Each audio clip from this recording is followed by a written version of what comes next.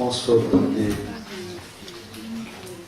qui est directeur de service technique de la ville de Bois, Myriam Lédé, qui est chargée de mission à Nuit-sans-Loire, et Raphaël Xéré, qui est l'agence Sativa Paysage, à propos du projet VUE. C'est marqué VUE, en fait, c'est pas un problème de lunettes, c'est VUE. Merci beaucoup. Je ne sais pas si je vais vous faire rêver autant que notre ami à l'instant, mais c'est vrai qu'on est les uns et les autres très admiratifs de ce qui se passe entre Nantes et Saint-Nazaire. Et c'est un projet culturel éminent sur le plan national et international. Alors c'est vrai que notre histoire à nous, elle est beaucoup plus prosaïque, elle est beaucoup plus patrimoniale, elle est beaucoup plus classique au sens propre du terme, elle est aussi beaucoup plus ancienne. Elle a été portée dès le XIe siècle par l'élévation des Turcis, des Levés.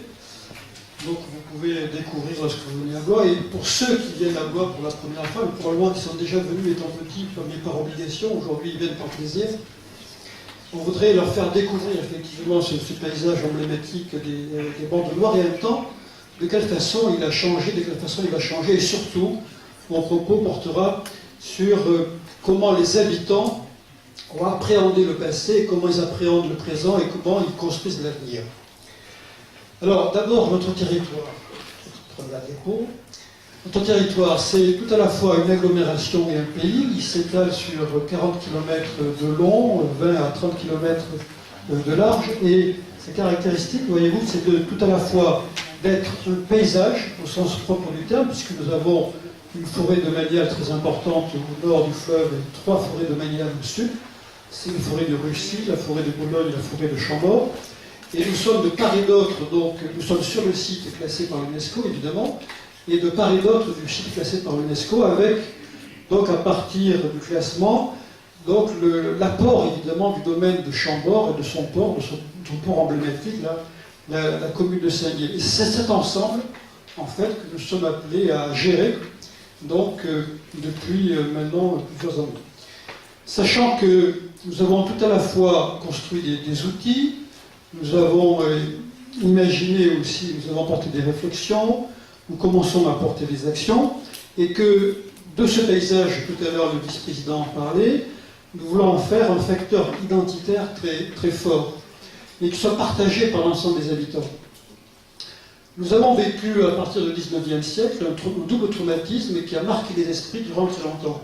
Tout à la fois l'arrivée du chemin de fer, qui a été une chance pour l'économie locale et régionale très forte, et très incitative, notamment pour l'industrie, mais en même temps l'arrêt de la marine de Loire et de toute l'activité économique si chère à Brodel, tel que Brodel a pu la définir de façon très particulière, voici également à peu près 50 ans, et qui marquait les esprits, qui marquait les mentalités, qui avait aussi forgé en quelque sorte l'identité de tout le Val-de-Loire. Sachez que notamment à Blois, il y avait entre 300 et 400 embarcations qui transitaient tous les jours sur le fleuve, c'est dire l'activité humaine et économique de ce site et de l'ensemble du Val.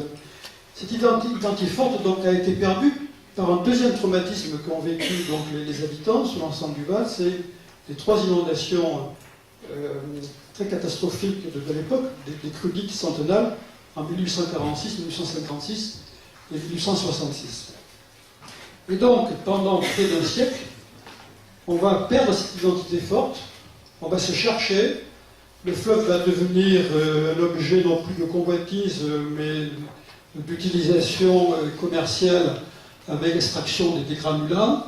À partir des années 50-60, va se lancer le grand débat pour ou contre les barrages, et jusqu'à la fin des années 80, on va avoir ce conflit entre les pro-barragistes et les anti-barragistes qui va donner de l'image du Val-de-Loire, non pas une image sereine, porteuse d'avenir, etc., mais plutôt une image très conflictuelle et qui aura marqué beaucoup d'entre nous, et beaucoup de militants anti-barrages, mais aussi beaucoup d'amoureux des barrages et d'une certaine loi. Et le classement UNESCO est venu juste après, en quelque sorte, pour calmer les esprits, pour poser en quelque sorte donc la Loire à nouveau de façon plus sereine et en même temps déterminer un avenir qui n'était plus celle des barrages, qui n'était plus celui des barrages, mais celui de quelque chose d'autre. Et c'est quelque chose d'autre, en fait, toutes les communes riveraines du fleuve sont en train de le construire. François Bonneau disait hier dans une réunion que, en fait, le fleuve a une caractéristique particulière, c'est qu'il est homogène vu du ciel, mais qu'au final, il n'est pas très uniforme et que nous le voyons de séquence en séquence. Et notre partie de fleuve, celle que sur laquelle nous sommes appelés à intervenir, va de l'usine nucléaire de Saint-Laurent-des-Eaux, donc en amont, dont nous ne voulons pas parler, qui ne fait pas partie effectivement du site patrimoine mondial, que nous ignorons superbement, jusque donc au domaine de Chambord en aval, c'est-à-dire 40 km de longueur, je le disais à l'instant. Avec tout à la fois des forêts, un paysage viticole, la Bosse qui se trouve au nord, et puis 4 châteaux emblématiques qui vont délimiter cet espace avec le domaine de Chambord, donc tout en amont, le domaine de Chaumont tout en aval avec le Festival international des jardins, le château très particulier de Blois qui est un château urbain bâti sur 4 époques, et le château de Cheverny qui lui est toute autre facture et qui va se trouver donc au sud de la Loire. Et cet ensemble-là, donc, il fait l'objet désormais des réflexions d'Aglopolis et de la commune de Blois. Sachant que notre souci, c'est tout à la fois de permettre aux habitants de réfléchir et d'agir, et en même temps de créer des sensibilités. Me semble-t-il, et le débat qui a eu lieu ce matin était avant tout effectivement un débat technique et un débat juridique. Moi, je pense que nous devons avoir un débat aussi sur la sensibilité des habitants à propos effectivement de leur passé, à propos de leur patrimoine, à propos de leur avenir. Ce que disait Madame fort brillamment ce matin. Et à cet égard, j'ai trouvé que dans notre histoire particulière, on avait 2 exemples de projets culturels qui ont plus marqué en quelque sorte les 5 dernières années que le classement lui-même.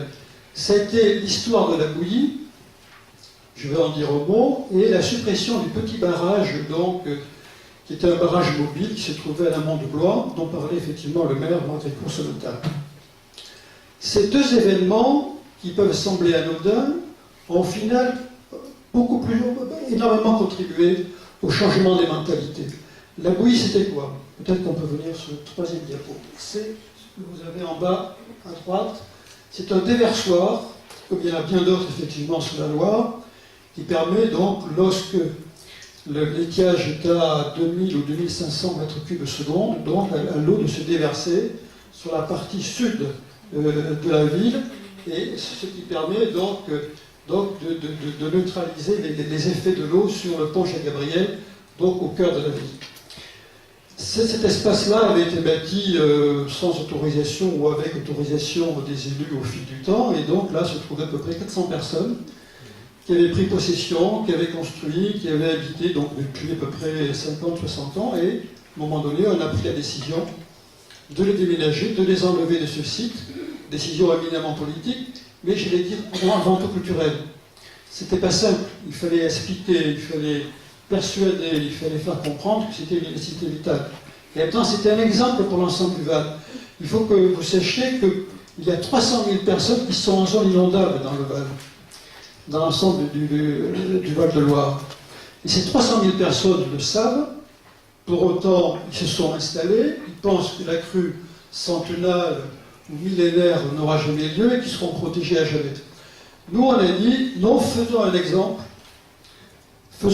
ici, effectivement, à la bouillie, et faisons en sorte que nous changeons effectivement les mentalités, ce que nous avons réussi, et ce qui a parfaitement fonctionné, ce qui va se terminer d'ailleurs dans les 1 ou 2 ans qui viennent. Ça s'est fait avec douleur, effectivement, pour les habitants, ça s'est fait avec des compensations, bien entendu, mais cela s'est réalisé.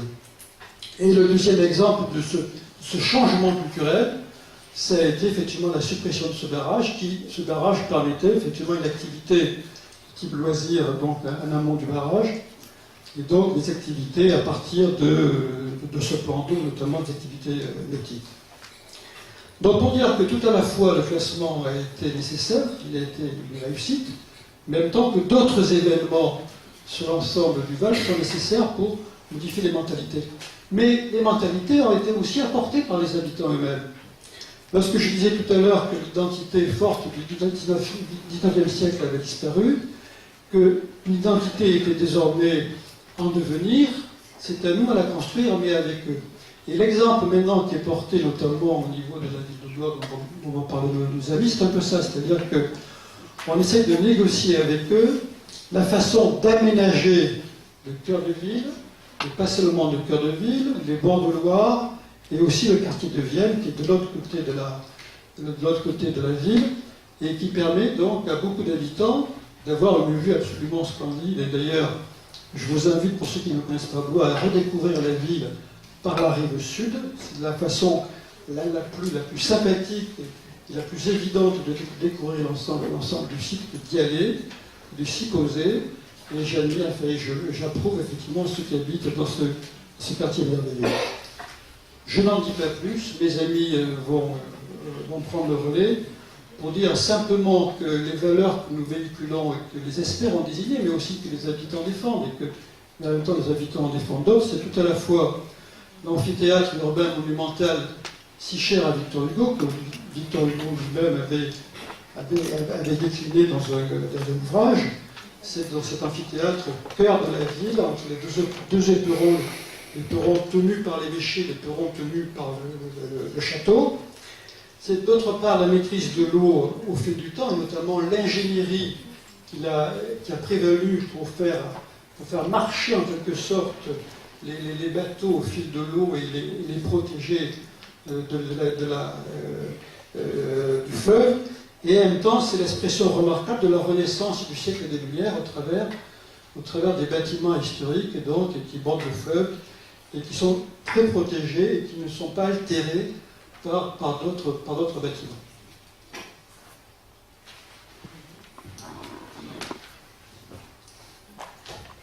Alors moi, je vais rebondir sur les propos de Bernard Valette quand celui-ci s'est exprimé en fait sur l'aménagement du centre-ville et du quartier de Vienne et des bords de Loire. Donc mon propos, en introduction à ceux de Myriam Lédé de la mission Val-de-Loire et Raphaël Chéret de Sativa, mon propos a pour objet de vous présenter de manière rapide la démarche que conduit actuellement la ville de Blois sur une opération majeure de requalification de l'axe central du centre-ville. Pour les Blésois et ceux qui connaissent bien Blois, on parle du square Augustin-Thierry, de la rue Porte-Côté, de la rue Denis-Papin, du pont Jacques-Gabriel, de l'avenue Wilson, et requalification également des quais en rive droite et en rive gauche de la Loire. Le nom de code, pour ceux qui sont Blésois, c'est l'ACVL, Aménagement du cœur de ville Loire. C'est une opération donc qui s'inscrit en fait dans l'histoire de Loire, puisque en préambule, avant de zoomer sur la CBL, je voudrais rappeler de manière rapide que en fait l'ambition et l'engagement de la ville de Blois pour la préservation et la valorisation de son patrimoine sont des éléments forts inscrits dans l'histoire. Je vais prendre deux exemples, volontairement l'un sur le patrimoine bâti, l'autre sur ce que j'appellerais patrimoine naturel, puisque c'était l'objet de nos débats ce matin. Patrimoine bâti, au jour d'aujourd'hui, la ville de Blois, c'est une soixantaine de bâtiments classés ou inscrits. Depuis le milieu du XXe siècle, les quais de Loire, c'est-à-dire aussi bien les rives, les berges, les promenades, de part et d'autre du pont Jacques-Gabriel, en rive droite et en rive gauche, sont également classés au titre des sites naturels et urbains. Sans remonter trop loin dans le temps, je voudrais partager avec vous en fait 4 moments clés qui me paraissent intéressants. Dès 1970, c'est bon, ça marche. Dès 1970, en fait, a été délimité, créé le périmètre du secteur sauvegardé. En gros, c'était les abords du château et c'était le périmètre de la ville fortifiée. Au-delà de la multiplicité d'opérations particulières que ça a pu générer, j'en ai mis 2 en exergue, je vais en mettre 2 en exergue. La première, c'est opération importante de restauration immobilière sur le patrimoine privé et le parc social au pied de la cathédrale Saint-Louis, avec le réaménagement des rues dans ce secteur-là, si vous connaissez, par exemple Châtel, mais également les degrés qui confèrent à Blois un caractère si particulier. Autre opération, plutôt sur le patrimoine naturel, la première tranche de réaménagement des jardins, des simples et des fleurs royales qui ont été engagés aux abords du château. Autre moment clé, l'adoption, l'approbation du règlement du secteur sauvegardé, le fameux PSNV, qui a bien sûr une incidence forte sur cette notion de préservation et de valorisation, en particulier de l'espace public. Comme vous le savez, depuis cette date, nous travaillons de manière régulière avec un architecte des bâtiments de France, on en voit plusieurs qui défilent, toujours avec l'architecte du moment, et nous travaillons donc en bonne intelligence encore sur le projet de la CVL, que je vais vous détailler de manière un peu plus rapide à la fin. Troisième moment clé, la signature de la charte d'engagement du Val-de-Loire patrimoine mondial en 2002, que je résumerai à une adhésion au label UNESCO, et puis de manière plus récente, une signature, aussi bien par la ville de Blois que par Aglopolis, pour prendre une délibération pour prendre acte du plan de gestion du Val-de-Loire en 2012. Je résumerai en fait ces engagements à 3 items: préserver et valoriser le patrimoine et les espaces remarquables, aménager en préservant l'esprit des lieux, tout en ne se refusant pas une note contemporaine dans ces aménagements, et ouvrir la ville sur le fleuve et valoriser les espaces publics en bord de Loire. Concrètement, qu'est-ce que la ville de Blois a pu faire ces dernières années? Là aussi, j'ai mis en exergue 3 items. Une intervention très forte sur les monuments historiques, sur la décennie 1990-2000 en particulier, sur le château et sur les églises Saint-Lomère, Saint-Vincent en particulier. Je citerai 2 choses, des réflexions lourdes, donc par exemple de couverture ou de plancher sur le chantier, mais également des réhabilitations beaucoup plus fines, comme par exemple la façade des loges ou la salle des états généraux. Autre action menée par la ville, pour je dirais le privé, incitation et accompagnement sur le patrimoine privé et commercial dans le cadre des opérations au parc Fisac, avec comme action travaux dans les logements pour ce qui est de l'habitat, travail sur les enseignes et devantures avec les commerces. Et enfin, peut-être ce qui se voit le plus depuis le début des années 2000, la requalification des espaces publics que vous connaissez pour ceux qui ont l'habitude de fréquenter Blois ou qui y vivent. Je pense par exemple à 2 lieux emblématiques pour moi, la place Louis XII et les rues avoisinantes, ainsi que la place Ave Maria. Autre type d'action, avec le concours de la région et d'Aglopolis, c'est tous les aménagements qui ont été réalisés en bord de Loire, que ce soit sur le port de la Creusille ou dans le lit du fleuve, par exemple, en rive gauche, dans la Loire à vélo. Quelques images qui ne se veulent assurément pas exemplaires, mais qui viennent supporter mon discours sur le GPCV, la première planche, et la Loire à vélo, avec l'aménagement du port de la Creusille, qui a retrouvé une vocation touristique, une vocation culturelle dans le cadre de la mise en place sur ce site d'animation saisonnière et également des activités fluviales pour la batellerie. J'en arrive donc en théorie au cœur de mon sujet, la CVL. Partant du constat partagé par beaucoup, sinon tout le monde, que la fonctionnalité et puis le traitement des espaces publics des voiries que j'ai citées tout à l'heure, Denis Papin, Porte-Côté, Wilson, au jour d'aujourd'hui, n'est assurément pas un vecteur d'attractivité. La municipalité de Blois a décidé d'engager une démarche de réflexion, mais de réflexion qui a vocation à se transformer en opérationnel dès 2014. Donc démarrage de la réflexion fin 2012, sur un périmètre d'études assez large, c'est ce que vous avez sous les yeux teinté de couleur verte, et un périmètre de travaux qui concerne essentiellement donc le secteur axe nord-sud du centre-ville, si je peux m'exprimer ainsi, entre le square Augustin-Thierry et l'avenue Wilson, et les quais de part et d'autre du pont Jacques-Gabriel.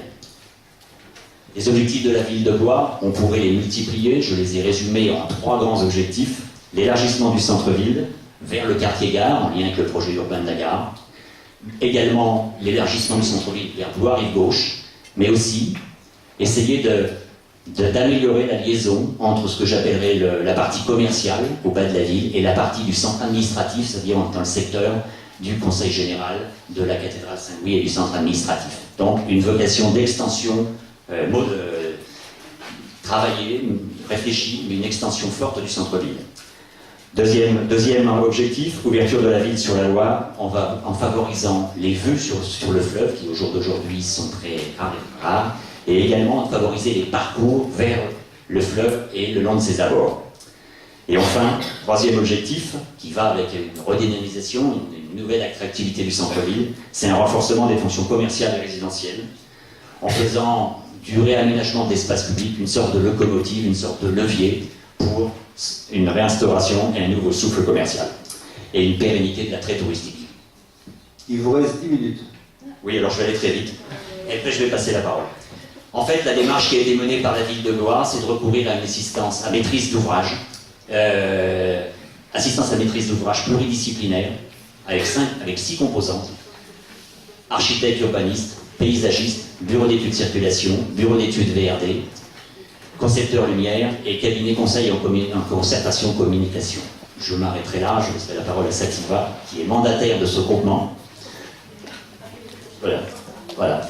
Bon, vous avez sous les yeux en fait le phasage de notre mission avec 2 grandes étapes. Une première étape sur le périmètre d'études. Nous en sommes aujourd'hui à la fin de la 2e phase, ce qui permettra au comité de pilotage, c'est une coïncidence de calendrier, mais c'est demain, vraisemblablement de valider en fait les dispositions de requalification d'espace public en termes de circulation, stationnement, partage de la voirie et également définition des mobiliers et des revêtements.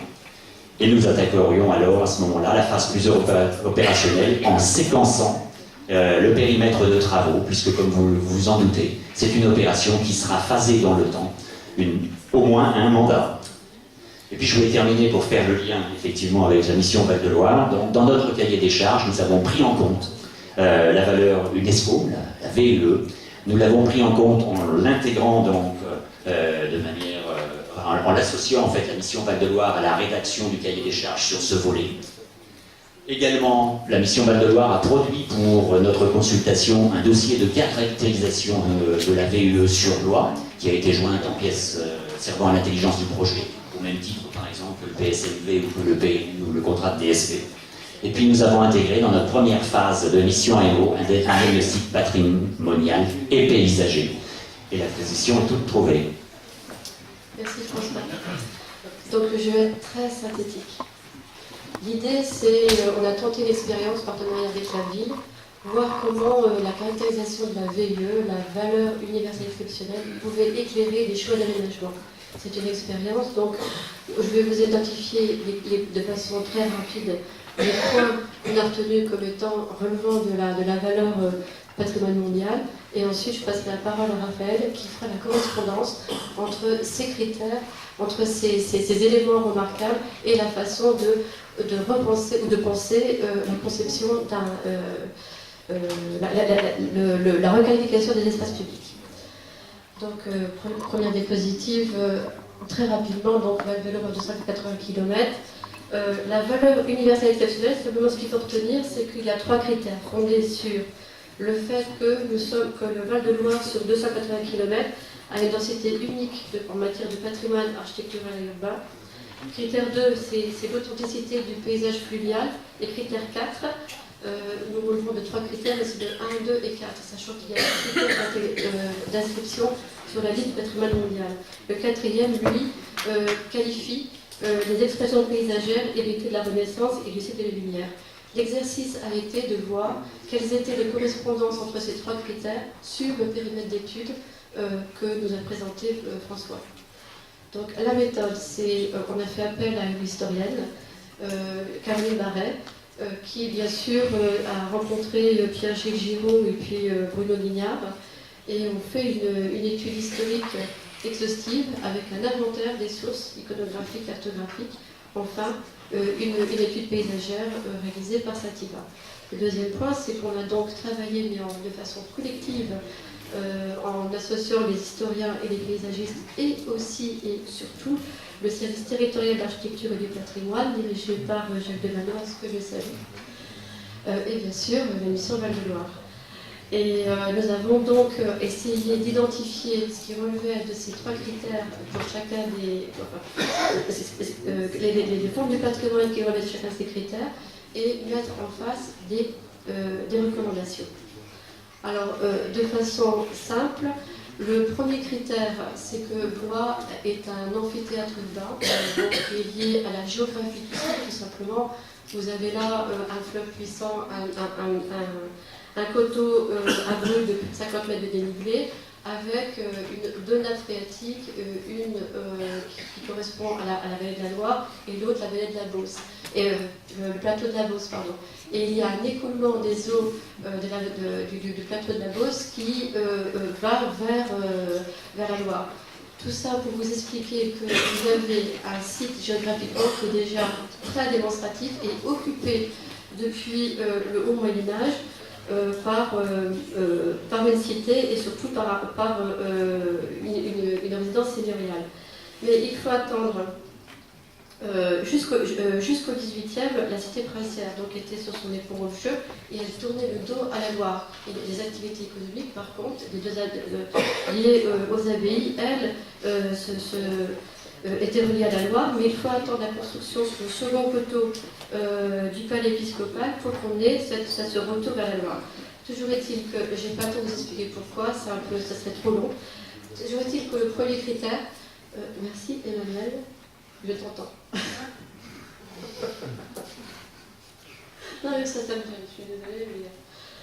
Donc voilà, donc le premier critère c'est une mise en scène spectaculaire, urbaine, mais cette mise en scène, on la doit non pas au château, qui ne regarde pas la Loire, mais on la doit à la présence religieuse qui, à partir de la construction du palais épiscopal et ensuite les travaux d'ingénierie du 18e et 19e, eh bien, ont équipé cette Loire et ont construit un véritable espace fluvial. Donc, que dire par rapport à ce premier critère ? Sinon que les composants de la VIE et les recommandations, c'est de porter une attention très spécifique à toutes les perspectives et les covisibilités qui construisent cette monumentalité. Et c'est une des expressions les plus fortes et les plus monumentales du site. Deuxième critère, c'est la maîtrise permanente de l'eau et du fleuve avec un niveau d'ingénierie qui a été toujours au top sur ce site. Donc, notamment un réseau de fontaines qui est lié justement à cette différence, enfin à la présence de ces deux nappes phréatiques, et qui fait qu'il y a une permanence de l'eau souterraine et affleurante avec un réseau de fontaines que l'on a identifié et cartographié. La deuxième caractéristique, c'est bien sûr la protection contre les crues, c'est-à-dire ce sont les levées, et les premières levées, les levées des ponts et les levées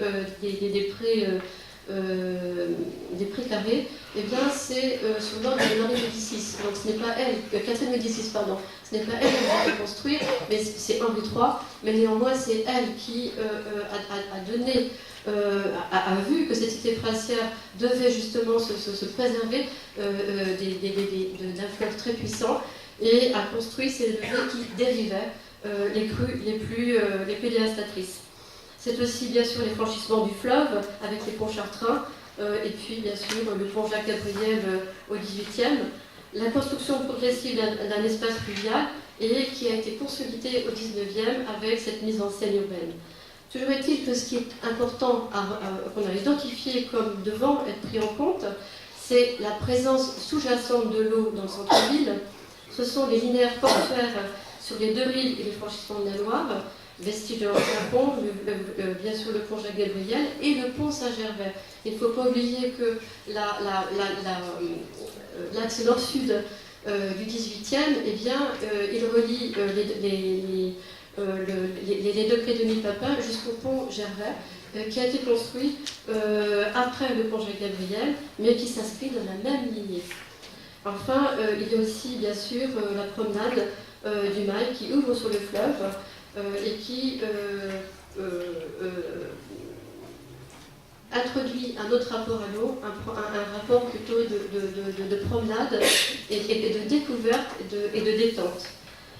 Quatrième critère, critère 4, pardon, c'est là on a identifié un lieu spécifique qui est le square Victor Hugo ou la place Augusta Thierry, Ce lieu, c'est un square urbain qui, pendant très longtemps, est resté un espace quasiment inoccupé. Il était au pied d'une mur de soutènement des gendarmes royaux.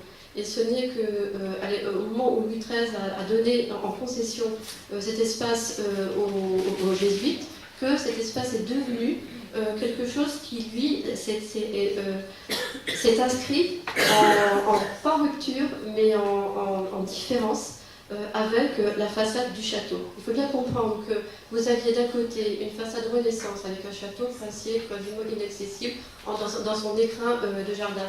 Et au pied, vous aviez la cité, plus ou moins maîtrisée en termes urbains, et qui, peu à peu, à partir du XVIIe, a commencé à avoir une véritable expression, une véritable expression en termes d'espace public. Et cet espace, cette place, a été un des premiers actes, et l'église Saint-Vincent, enfin, l'ancienne église du collège des Jésuites, devenue l'église Saint-Vincent, avec sa façade du XVIIe, eh bien, est en rupture par rapport à la façade Renaissance. Et vous avez, il faut attendre le 19e avec Jules de la Morandière pour qu'il y ait un retravail et faire de ce square une articulation urbaine, architecturale et paysagère entre ces deux façades. Alors pourquoi s'est-on attaché à cet espace? Parce que tout simplement, à partir de cet espace, eh bien, vous avez une vue directe sur la cathédrale Saint-Louis, la fameuse cathédrale qui qui marque l'ouverture de la ville sur le fleuve. Donc on a sur cette place, c'est une articulation entre cette cité Renaissance qui regardait vers la Beauce et cette cité du XVIIIe qui, elle, s'ouvre vers le fleuve. Et elle s'est retournée à partir d'une articulation qui est matérialisée par ce square. Donc en résumé, on a un petit dessin final.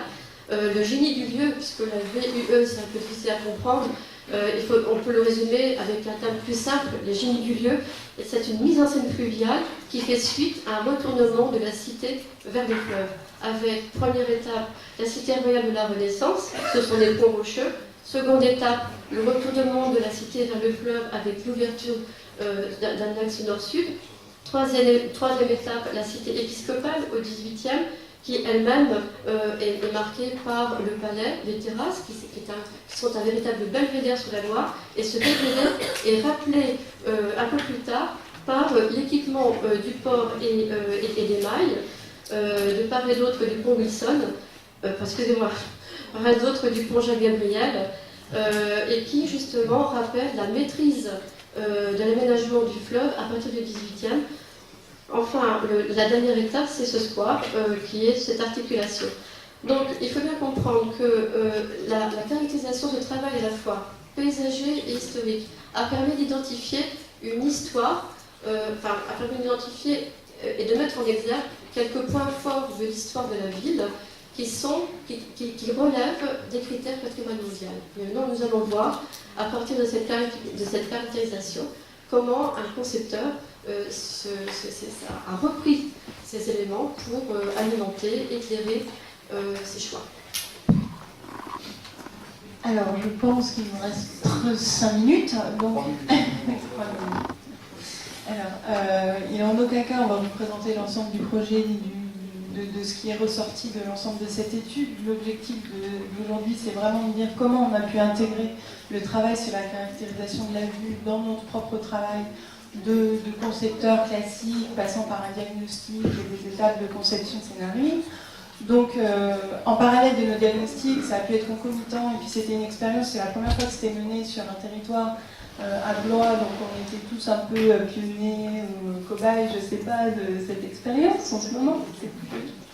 Donc, ensemble, on a essayé de comprendre pourquoi Blois était Blois, et comment, en agissant sur quand même une partie très importante du centre-ville, alors même si on est dans une requalification et qu'aujourd'hui il ne s'agit pas de bouleverser la forme urbaine et créer un nouveau grand axe, ou comme il a pu être fait très fortement à certaines époques, on ne change pas la forme de la ville, mais par contre on va réfléchir comment changer les usages, comment recoloniser certains espaces, et même sans changer la forme de la ville, par la requalification, on va changer. On peut changer l'approche au fleuve, le regard, les usages qui sont liés, et mettre en valeur certaines. Non, c'est bon, je peux faire. Alors, à partir de là, on met en valeur vraiment les mêmes sujets sur le grand axe qui allait vers la forêt, le grand axe vers le bas et les points de rotule.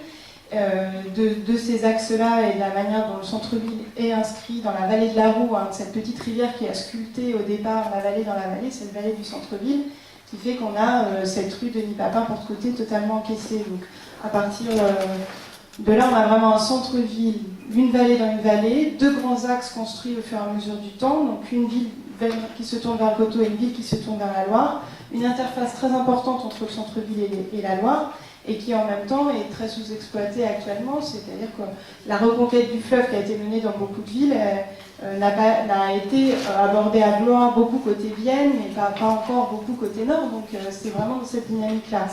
Donc là, j'ai juste repris les trois critères. Donc l'amphithéâtre urbain monumental, le numéro 1, l'objectif de la requalification du centre-ville, c'est de dire qu'à un moment, on va pouvoir mettre en scène, participer, et quels lieux vont être les tribunes de l'observation de cet amphithéâtre, qui à la fois est l'amphithéâtre nord, avec ce panorama extraordinaire de monuments et d'espèces de décorum qui se dressent à la verticale, et qui est un paysage très protégé finalement, parce que la ville s'étend plutôt au nord sur le coteau, et ce qui est totalement invisible depuis la Loire, et donc ce paysage est finalement assez figé.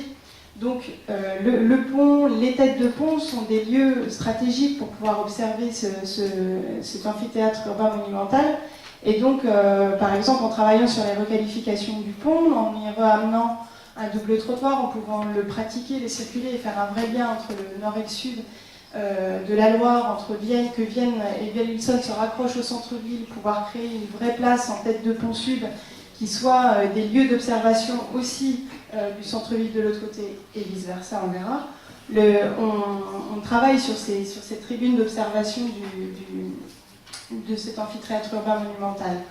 Rapidement sur le critère 2, la maîtrise de l'eau et du fleuve, là on est vraiment dans tout le travail de reconquête du fleuve, de comprendre les accroches, des transversales, de comment on peut recréer de l'usage en bord de fleuve et de pont à pont, comment on peut retravailler sur des usages. Donc là ça a été d'observer tous les lieux d'observation stratégique du fleuve, des dilatations, car sur les quais étant étroits entre la berge naturelle très inondable, le quai haut, et ensuite les dilatations vers l'intérieur qui sont des vrais lieux d'observation.